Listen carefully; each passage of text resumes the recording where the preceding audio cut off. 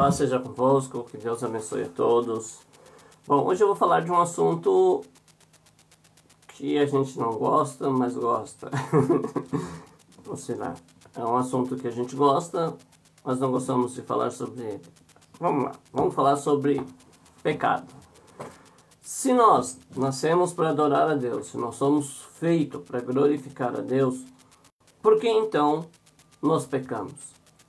Por que há em nós o desejo do pecado? Por que nós não conseguimos viver em santidade? Por que nós não conseguimos viver desejando a santidade?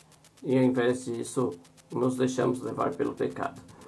Então, vamos a Tiago, capítulo 1, verso 12 em diante. Diz assim: Bem-aventurado o varão que sofre a tentação, porque quando for provado, receberá a coroa da vida, a qual o Senhor tem prometido aos que o amam. Ninguém, sendo tentado, diga de Deus sou tentado, porque Deus não pode ser tentado pelo mal, e a ninguém tenta. Mas cada um é tentado quando atraído, engodado pela própria concupiscência. Depois, havendo a concupiscência concebido, dá à luz o pecado. O pecado, sendo consumado, gera a morte. Não erreis, meus amados irmãos. Toda boa dádiva, todo dom perfeito vem do alto, descendo do Pai das luzes, em quem não há mudança e nem sombra de variação. Segundo a sua vontade, ele nos gerou pela palavra da verdade, para que fôssemos como primícia das suas criaturas. Não é? Eu separei aqui uma outra versão, você vai ver que eu não estou criando texto nenhum. Ela é uma versão, falar algumas coisas um pouco diferente, mas eu achei muito interessante a interpretação. Eu tenho algumas versões de Bíblia e eu uso essa aqui, a Bíblia Sagrada Comum, corrigida, João Ferreira de Almeida, na minha grande maioria, quando eu vou ministrar sempre levo ela. Mas eu tenho algumas outras versões que eu estudo aqui. Mas veja o que diz aqui. O título nessa versão é Serei feliz se for paciente. Aí o verso 12 diz assim: Feliz o homem que suporta com paciência a provação de uma doença ou de uma desgraça. Depois de passar pela prova, receberá como coroa a vida eterna do céu, que o Senhor prometeu dar aos que o amam. Quando alguém é tentado, abre parênteses, abre chaves, a fazer algum mal a si mesmo ou ao outro, fecha chaves, não deve dizer, é Deus quem está me tentando. Deus não é tentado a fazer o mal, e nem tenta outros a fazê-lo. Cada um é tentado por sua própria inclinação para o mal, que o atrai e o seduz. Abre chaves. Por exemplo, os maus desejos de vingança, de mentiras, de roubo e de imoralidades. Fecha a chave. Esses maus desejos fazem nascer o pecado, e depois de feito o pecado, vem a morte espiritual, o abandono da graça e, consequentemente, a perda do céu. Portanto, quando cometemos um pecado, não devemos culpar os outros, muito menos a Deus, mas a nós mesmos, os autores de nossos males e vícios. Não é?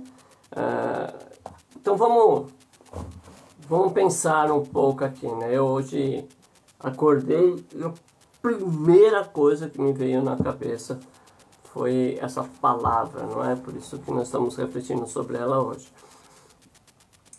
O pecado, ele nasce,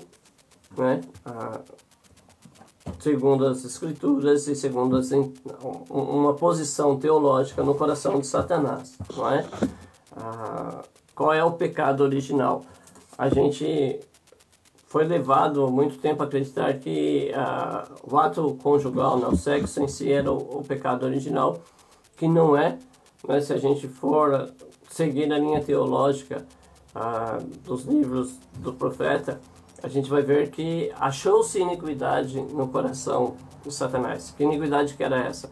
Era o desejo de ser mais do que Deus, o desejo de superar, o desejo de manter poder, Tem coisas que nos seduz. Quando Jesus ele foi ao monte, não é? Depois de jejuar 40 dias, lá depois que ele foi batizado, antes de começar o seu ministério, ele foi tentado, né? E o diabo chegou a ele e fez tentações comuns a nós. Por exemplo, se você fica um tempo sem comer, você vai ter fome, né? E ele chega lá e fala assim, ó, tá vendo? Se você é filho de Deus, primeira dúvida, né? Se você é filho de Deus realmente, manda essas pedras que se tornem pão. Né? Aí tem explicações que as pedras tinham um formato que fazia lembrar pão, não vou entrar nessa questão porque eu não tenho autoridade para falar disso. Mas o que foi que Satanás fez? Ele usou a necessidade humana, não é? Nós temos necessidades e nós precisamos tomar cuidado, porque essas necessidades humanas, elas são caminhos que Satanás vem para nos tentar, seja emocional, financeira, enfim, né, mental, são caminhos, a necessidade minha necessidade humana vai ser um caminho que Satanás sempre vai nos tentar. Depois o poder, né, que ele diz assim, olha, levou lá no pináculo lá do templo e disse assim, ó, eu te dou tudo isso daí se você se prostrar e me adorar, não é? Porque o poder também nos seduz muito, a gente gosta de poder. Já visto essa geração aí, né, que são autodenominadas isso e aquilo, sem conhecimento algum, sem, sei lá. Enfim, a gente vê que o poder nos seduz. Às vezes as pessoas acham que é o dinheiro, né, que seduz as pessoas. Também é, mas por que as pessoas querem o dinheiro? As pessoas querem o dinheiro pela imagem de poder que elas dão. Porque se você perguntar para uma pessoa o porquê que ela quer ser rica, ela vai te mostrar isso. Que é o poder de estar em lugar, de fazer coisas, de ter empregados, de poder humilhar pessoas. O poder é uma droga muito sedutora, não é? Então, sempre o diabo vai nos tentar, nos querendo fazer ter poder, não é? Se você acha que eu estou falando besteira, senta, reúna a sua família, deixa a televisão desligada, diga, vamos assistir alguma coisa, pega o controle, você vê. Todo mundo vai querer ter o poder sobre o controle, não é? É difícil alguém abrir mão dele.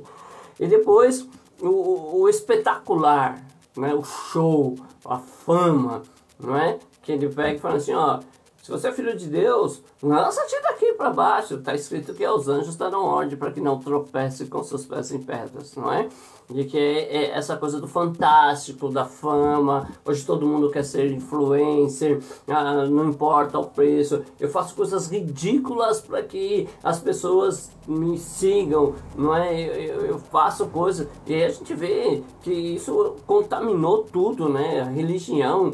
Pastores que vão falar coisas tão absurdas, que ficam entrando em debates, em podcast, para ficar ganhando like, para ficar ganhando... Gente, isso é ridículo, né? São coisas totalmente antibíblicas. E eu tenho por mim que tudo que é contra a Bíblia tem origem satânica, não é? Tudo que é levado... Aí tem essa questão do mal permear para que a gente fique. Então vamos lá, se nós nascemos para glorificar Deus, por que nós pecamos? Porque na verdade há algumas coisas no mundo que nos favorecem a isso. Então o primeiro passo é entender que Satanás, ele é o nosso opositor. Ele vai tentar nos impedir a chegar à salvação eterna, tá? Nosso foco é a salvação eterna, esse é o nosso propósito e é sobre isso que Satanás vai tentar. Satanás não quer que a gente peque simplesmente para ter problemas de saúde, para ter problemas financeiros. Eu já vi aí pessoas que fazem coisas erradas, que são milionárias, que têm saúde de ferro, que são atletas. Enfim, né? A preocupação de Satanás, a oposição de Satanás é para que nós não cheguemos à salvação eterna, não é? É para que nós percamos isso. Nós já temos ela. Agora ele tenta roubar essa salvação. E ele sabe que o caminho é fazer a gente transgredir, é fazer a gente pecar. Só que ele não nos obriga a pecar, não é? a Bíblia vai dizer que nós temos uma liberdade de escolha. As pessoas discutem muito sobre isso de livre-arbítrio, não é? Mas eu acho que não é momento agora. Uma outra hora, num debate qualquer, a gente fala sobre isso. Mas o inimigo não nos vai obrigar a fazer. Nós não somos obrigados a pecar. Nós podemos, em todas as situações, podemos agir com santidade, em todas elas. E aí, o primeiro Tiago diz assim, ó, cara, feliz é a pessoa que suporta com paciência, né? Eu vou usar aquela segunda tradução que eu li, né? Ó, feliz o homem que suporta com paciência a provação de uma doença ou de uma desgraça. Depois de passar pela prova, receberá como coroa da vida, abre-se chaves, eterna no céu, que o Senhor prometeu dar aos que o amam, não de que ele ama, né? Mas que alguém que o ama. E por que é feliz esse homem? E de que tentação aqui exatamente ele está falando, né? Você viu que ele usou como exemplo doença e desgraça. Por quê? Porque são coisas que o diabo vai usar contra nós, não é? Se a sua saúde não estiver perfeita, haja vista, nós estudamos esses dias, não é? Que tem um monte de conselho na Bíblia para que a gente tenha uma vida saudável fisicamente, mentalmente, não é? A vida com abundância que Jesus veio nos dar é uma vida saudável, tanto no corpo físico, tanto no corpo mental, no espiritual, não é? Financeiro, é uma vida abundante. E ele coloca essa questão de doença, por quê? Porque se você perde a saúde, vai começar aí uma guerra dentro de você, não é? Ninguém que está com qualquer problema médico, né, de saúde, consegue aí ter uma mente muito calma. E as desgraças, seja financeira, seja as crises políticas, problemas sociais, problemas familiares, enfim, tudo que tiver como instrumento, ele vai usar contra você. E eu gosto muito de pensar no filme Matrix, não é? Eu sempre falo dessa cena porque eu acho fantástica isso. O Neo está sendo treinado pelo Morfeu, ele vai andando e de repente passa uma mulher de vermelho, não é? E aí o Morfeu fala alguma coisa para ele e fala, ó, aí pede para olhar, quando ele olha, a mulher de vermelho já tinha se transformado num sentinela. E o Morfeu fala para ele aqui, quem não é com nós, quem não é ao nosso favor, é contra nós. Algo semelhante assim, né? Pode ser que as palavras não sejam a mesma. Então, a gente tem que entender o seguinte, qualquer pessoa pode ser usada pelo inimigo para tentar contra a nossa vida. Seja numa sedução, seja de uma forma a nos fazer perder a salvação. Lembrando mais uma vez, a intenção do diabo em nos fazer pecar não é ficar doente, não é ficar preso, não é, a intenção é impedir que a gente chegue à salvação eterna, à vida eterna, porque está preparada lá no céu, tá bom? Então, qualquer um pode ser. Vamos voltar na história bíblica. O mestre Jesus, né? Ele está lá explicando algumas coisas para as pessoas e aí ele quer fazer um feedback, né? Ele quer ver como é que as pessoas estão entendendo o ministério dele. Por isso que quando alguém me diz assim, eu não ligo porque os outros pensam, eu fico preocupado, né? Porque eu vejo isso em Jesus, essa preocupação, né, de como que as pessoas me veem, o que as pessoas pensam de mim. E ele pergunta isso pro grupo que está com ele, diz assim, olha, o que as pessoas falam de mim, não é? E quem elas pensam que eu sou? E aí começa lá um discurso, um fala que é profeta, outro que é João Batista que ressuscitou, e Pedro, né, o famoso Pedrão, ele diz assim, olha, tu és o Cristo, não é? E aí Jesus faz um elogio para ele, ô Pedro, puxa vida, meu, isso é uma coisa que vem do céu, assim, uma revelação divina, não é? Ninguém poderia dizer isso se não fosse uma revelação divina. E ele continua então, já que vocês já sabem que eu sou Cristo, vocês sabem que no livro está escrito que o Cristo vai passar por isso, e o próprio Pedrão, já cheio de orgulho, né, diz assim, já me elogiou e eu sou cara, sei de tudo, então, ó, Senhor, isso não vai acontecer com o Senhor, tenha misericórdia de ti mesmo. E Jesus diz a Pedro, né, ou ao Espírito que tinha se apoderado de Pedro, para trás de mim, Satanás, que não compreende as coisas, não é? Então veja que Pedro estava num momento sendo elogiado por ser ter uma revelação do Espírito Santo, e depois já é condenado por permitir que o diabo use sua boca, não é? Então isso pode acontecer, e a gente tem que ter essa consciência. Nessas situações de aflição, doenças, desgraças, geralmente tem pessoas que se achegam a nós e são instrumentos do mal. E aí ele vai dizer assim, olha, quando alguém é tentado, abre chaves, a fazer algum mal a si mesmo ou a outros, não deve dizer, é de Deus que eu sou tentado. Como fazer mal a mim mesmo, né? Eu sou tentado a fazer mal a mim mesmo? Sim, a Bíblia diz que a prostituição é um pecado que o homem comete contra a própria carne, né? Não é contra os outros, é contra a própria carne. Mas a gente viu que ao longo da sociedade, a evolução humana, foi gerado muitas substâncias químicas que prejudicam nossa saúde, que prejudicam o nosso raciocínio lógico, que nos destrói, haja vista, né, essa pandemia de droga que a gente vê aí escravizando a molecada hoje, né? Essa maconha artificial, enfim. Então o que acontece? Às vezes nós somos tentados a fazer mal a nós mesmos, não é? Ah, vou fumar um para relaxar, vou tomar um só para distrair, né? E existe, tá? Existe pessoas que conseguem tomar uma e se distrair, né? Existem pessoas que conseguem manter o controle disso. Eu acho muito arriscado, eu não correria o risco de fazer tal proeza, mas as pessoas às vezes conseguem. Não é todo mundo que bebe que é alcoólatra, que tem problema social por conta da bebida, tá? A gente precisa ser bem lúcido e bem coerente, bem verdadeiro com as informações que a gente passa aqui. Então tem pessoas que bebem e não tem problema com a bebida, não é? Enfim, mas às vezes tem, e a gente é tentado a fazer isso. Então quando a gente for tentado a fazer isso, né, a criar uma confusão, no meio pentecostal acontece muito isso, né?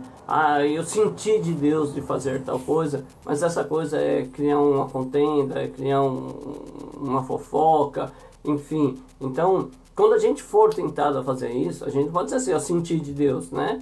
Não diga isso. Diga assim, eu quero fazer, né? Porque a gente tem essa mania de espiritualizar tudo e acabamos espiritualizando o nosso erro também, o que é errado. E aí a Bíblia vai dizer que Deus não pode ser tentado pelo mal e não tenta ninguém. Aí no 14 diz assim, cada um é tentado pela sua própria condenação pelo mal. Não é? Na Bíblia, João Ferreira de Almeida, traduzida e corrigida, ela vai dizer que cada um é seduzido e engodado pelo próprio desejo. Não é? E aqui eu queria fazer uma observação, eu não sei o nível de conhecimento bíblico que você tem, você que me ouve agora, mas eu queria que você prestasse atenção numa coisa que a gente vai fazer uma comparação, um paralelo aqui, né? Cada um é tentado pela sua própria inclinação. Então veja que já há uma inclinação em nós. Paulo vai dizer assim, ó, porque eu tenho por certo que em mim, ou seja, na minha carne, não habita bem algum, não é? Ele está dizendo assim, ó, se eu soltar minha carne, se eu não, porque eu gosto dessa expressão de Paulo, né? Eu esmurro a minha carne para a obediência da palavra de Deus.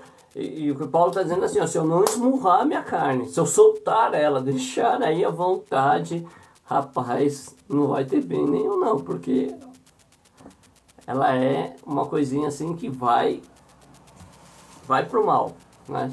Não tem bem em mim não. E aí, se a inclinação do mal está em mim, se o desejo do mal está em mim, por que umas pessoas pecam mais do que as outras? Vamos lá. Você conhece Satanás? Né? 3 conhecimentos básicos que todo mundo que quer ser espiritual deve ter. Quem somos nós, homem, pessoa, né? Quem é Deus e quem é Satanás. Ou, se você quiser interferir aí, tem que ser por ordem, então coloca aí conhecer a Deus, conhecer a si mesmo, conhecer o inimigo. Certo? Então, quem é o inimigo? Satanás é o inimigo? Ou se você tem outro nome para dar para ele, não sei, não é? Satã, Diabolo. Então, o opositor, vamos colocar assim, né? Porque aí todo mundo vai concordar que não tem tradução, não tem nada. É o opositor. Ele é o seu inimigo verdadeiro? Como é que ele age? Como é que ele trabalha? Porque se você vai enfrentar ele, como é que você vai fazer? Qualquer técnico de futebol, né? Ele sabe que se você vai para uma competição com um time, você tem que analisar a estratégia técnica desse time. Por exemplo, o Palmeiras, ele vem sendo um grande campeão, né,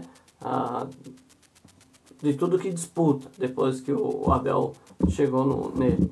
Ele tem uma tática, né? Eu já disse que eu precisaria conversar com o Dorival, antes com o Rogério Ceni, para ensinar o São Paulo a não perder do Palmeiras, porque o jogo do Palmeiras é um só. Qual é o jogo do Palmeiras? O Palmeiras fica na retranca, espera o time vir, depois ele pega a bola e vai para frente e faz o gol no contra-ataque. Pode assistir quanto jogo do Palmeiras se você quiser. É assim que eles vão jogar. Eles vêm para a retranca, esperam o time atacar, faz o gol no contra-ataque. Não é? É uma estratégia deles. Quem estuda consegue vencer, só não deixar ele contra-atacar. Não é? Se você vai ser um técnico de um lutador, por exemplo, ele vai analisar o adversário que ele vai enfrentar para poder ensinar o seu lutador, não é? Ele costuma dar esse tipo de golpe, ele tem essa estratégia de, por exemplo, Mike Tyson. Né? Qual era a estratégia do Mike Tyson? Derruba em 2 golpes. Essa é a estratégia de Mike Tyson. Eu vou entrar e no primeiro round eu vou dar 2 socos na cara do cidadão e ele vai cair. Acabou. Essa era a estratégia dele. Quem venceu o Mike Tyson? Como é que fez? Diz assim, se ele só consegue lutar 2 rounds, eu vou levar ele para lutar mais. E aí conseguiu se manter em pé, venceu, a exemplo que foi o que fizeram com o Cassius Clay, né? Acho que foi o George Foreman, se eu não estiver enganado. Ele resiste aos primeiros ataques, consegue levar a luta para um número maior de rounds. Eu não estou acostumado, Mike Tyson não está acostumado a lutar há muito tempo, ele só bate e derruba, e aí então acaba vencendo. Então são estratégias, você precisa conhecer a estratégia. Você precisa saber como esse pecado ele vai ser gerado dentro de você. Não é? Como que o inimigo vai usar isso contra você mesmo. Não é? Então, deixa eu ver se vai dar tempo de falar hoje. Acho que vai dar para começar pelo menos. Não é? O diabo ele vai usar o que? A arte que ele tem. Qual é a arte que ele tem? A Bíblia vai dizer, pelo seu comércio, corrompeu a 3ª parte dos anjos. Certo? Comércio. E eu gosto muito de Deus assim, porque Deus ele vai, quando você para ouvir, você para ser guiado, as coisas são como uma fonte inesgotável assim. Eu não sou vendedor, né? Não sou vendedor. Mas eu conheço um pouquinho porque eu vou pesquisando algumas coisas. Como é que você vende? Quem é o bom vendedor? O bom vendedor, primeiro, é o cara que vende o que você não precisa. Né? Tá certo que tem pessoas que nem precisam. Você coloca uma etiqueta, vende e ele já quer comprar. Mas o bom vendedor é isso. Mas existe um outro clássico, que talvez não seja bom você assistir, por conta das cenas que tem, mas muitos vídeos do YouTube, né, vai mostrar isso. Que é o Lobo de Wall Street. O que acontece? Leonardo DiCaprio é um cara que está vendendo algumas coisas, ele vende ações, eu acho. E ele está com um grupo de amigos e ele pega uma caneta e fala assim, olha, me venda essa caneta.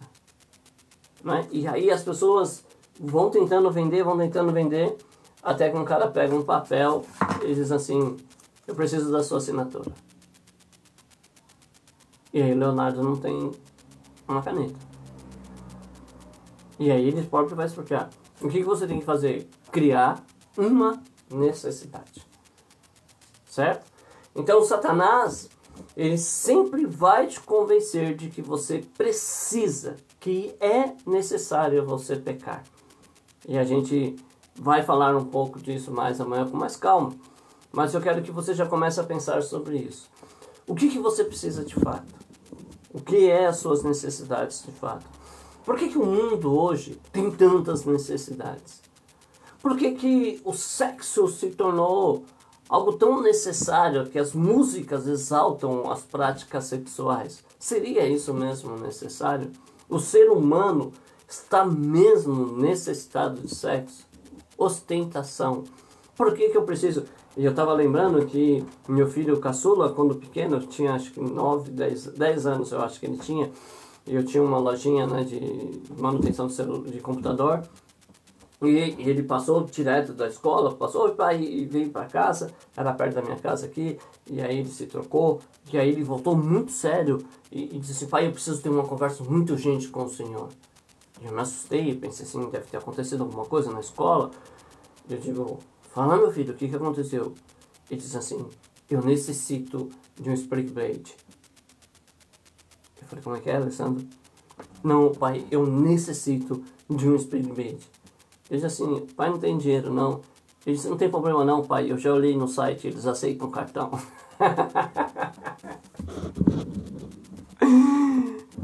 Eu ri, mas imagine só, um garoto de 10 anos, na mente dele, ele necessitava de um Spring Blade. Era um tênis que tinha na época, né? Fez muito sucesso, um tênis da Adidas. Mas ele não necessitava daquilo. Mas na mente dele, de alguma forma, ele acreditava que sim, que era necessário. Então, o caminho mais comum do inimigo nos tentar é colocar numa necessidade. É achar que você necessita fazer alguma coisa contra a palavra de Deus. Que você não pode e que vai te prejudicar.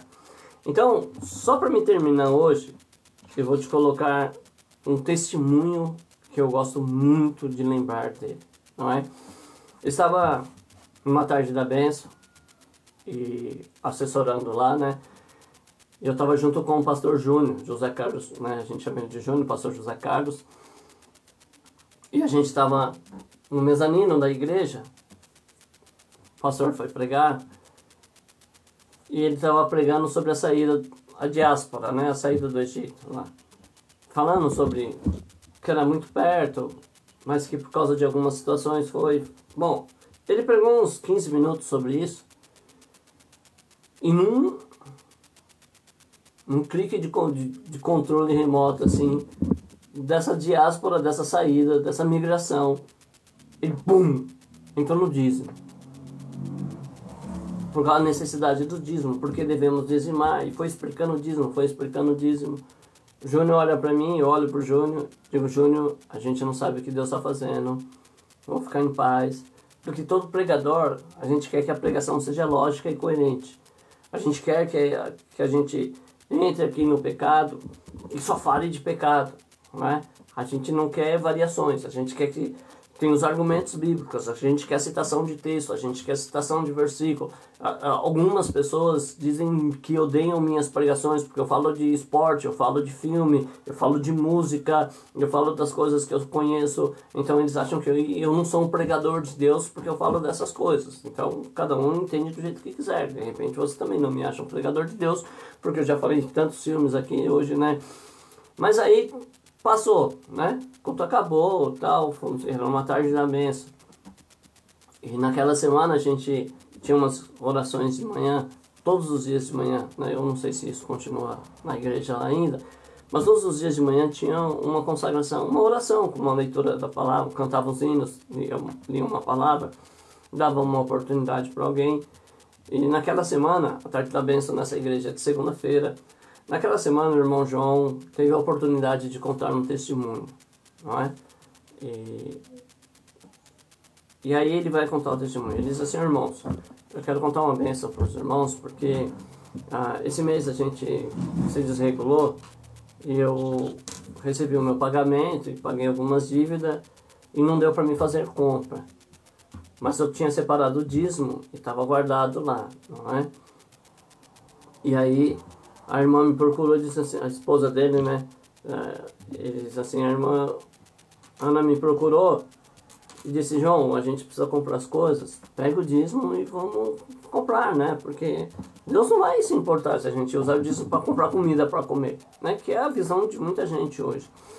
Deus não vai se preocupar se eu usar o dízimo para comprar comida para gente. E disse que começou a insistir nesse assunto, né? Insistir. E aí, naquela segunda-feira, ele pega e diz assim, olha, quer saber? o dinheiro do dízimo está lá no paletó, você sabe onde fica. Eu vou para a igreja adorar a Deus. E aí ele foi, estava ouvindo o culto, né? Estava assistindo o culto. E a irmã então pegou o dinheiro e foi para a igreja só para avisar o irmão João que ela iria gastar o dinheiro. Quando ela chegou na igreja, o pregador começou a falar sobre o dízimo, né? E aí ela entendeu que não poderia usar aquele dinheiro para isso. Chama o irmão João no fim do culto e diz: está aqui seu dízimo, aproveita que você está aqui, já entrega logo para o pastor e vamos para casa. E ele conta que no outro dia de manhã, né, que ele estava lá, alguém bateu a sua porta que ele não conhecia. Então o irmão João mora aqui, ele disse: mora. E aí ele disse: que Deus mandou eu trazer essa compra para ele. Então ele vai, recebe a compra, fazendo uma compra muito grande, né, porque tudo que Deus faz é com abundância. E aí fica. Por que esse testemunho? Porque era uma necessidade deles. Eles precisavam comprar alimentos. Só que eles tinham uma fidelidade no dízimo, não é? E aí o diabo vai tentar no quê? Justamente na nossa necessidade. Não foi o que a gente estava falando até agora? O diabo ele vai falar: você necessita disso? Ele tem o dízimo lá separado, né? Depois a gente... Bom, vamos dizer, o dízimo quando você separa já leva para a igreja. Não fica com o dízimo em casa porque você vai ser muito tentado a gastar ele, certo? Então ele estava com o dízimo lá. E o que acontece? Ele tinha uma necessidade. O diabo gerou uma necessidade. Ele tinha uma necessidade real de comprar alimento, porque eu e você precisamos comer. Só que a tentação era gastar o dízimo, que não é dele, é do Senhor. E aí então ele vai para a igreja e a irmã vai lá e graças a Deus, Deus usou o pregador, ela se convenceu, né? A palavra de Deus é quem nos liberta, é quem nos transforma, é quem nos santifica. Ela pela palavra entendeu que não poderia gastar o dízimo. Deus prepara um milagre no outro dia. Então há sempre um caminho, né, que o diabo vai querer que a gente peque, que argumentando que é necessário a gente fazer algumas coisas, entendeu? Então amanhã a gente vai falar um pouco mais sobre essa tentação, né? Por que nós pecamos, por que existe isso na nossa vida, se a gente nasceu para glorificar a Deus. E eu espero que você já reflita sobre isso, né? Sobre o seu comportamento, né? São mulheres, infelizmente eu ouço isso de pessoas que parecem ser evangélicas, né? Eu ouvi dizer, não posso afirmar que ela disse isso, mas de uma cantora que chegou a dizer que tinha mais de 1000 pares de sapato, né?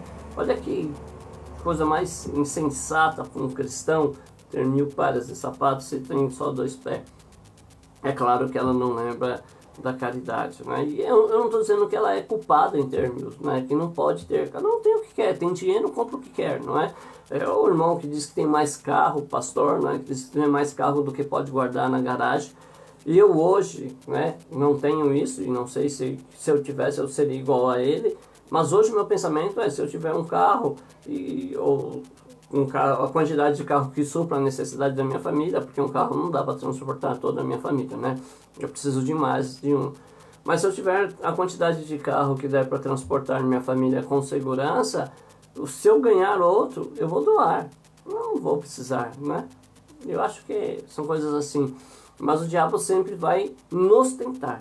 Ele sempre vai colocar isso. Seja na questão física, seja na questão financeira, seja na questão do meu compromisso, do meu relacionamento com Deus e com as pessoas ao meu redor. O diabo sempre vai colocar o pecado como uma necessidade, porque ele quer me vender isso, certo? Então curve sua cabeça, deixa eu orar por você. Senhor nosso Deus, nós sabemos que o pecado nos afasta do Senhor, mas muitas vezes não sabemos lidar com ele. Muitas vezes nem o compreendemos. Achamos que o pecado é apenas uma prática onde a sociedade condena. Esquecemos que a tua palavra diz que não fazer aquilo de bom que eu aprendi a fazer já é pecado. Quando Jesus nos ensina acerca da graça e da lei, ele coloca o pecado como algo muito mais real do que apenas na lei. Na lei, eu precisava atirar em alguém ou perfurar alguém e essa pessoa ir a óbito para eu ser condenado. Na graça, uma palavra que eu digo ofensiva, que destrua a condição humana, a personalidade de uma pessoa, eu já posso ser condenado. Então, Senhor, muitas vezes a igreja se omitiu acerca dos ensinamentos sobre o pecado. Nós temos muitas coisas que praticamos hoje de forma errada, porque não houve a luz da Tua palavra sobre isso. E o pecado, ele deve ser ensinado, e os caminhos para se evitar ele, muito mais. Por isso, eu peço que o Senhor ajude os seus filhos. Eu peço que a luz da Tua palavra ilumine o entendimento do seu servo, e que ele possa saber, discernir, Pai, compreender, perceber os ataques de tentações que virão sobre a vida dele, em nome do Teu Filho Jesus. Amém. Deus abençoe a todos. Amanhã, se Deus permitir, nós estaremos de volta. Pai, Senhor Danilo, Deus abençoe, que o Senhor continue a te usar sobre a face da terra aí, e eu creio que em breve Deus vai preparar aí para nós estarmos cultuando junto. Amém? Deus abençoe.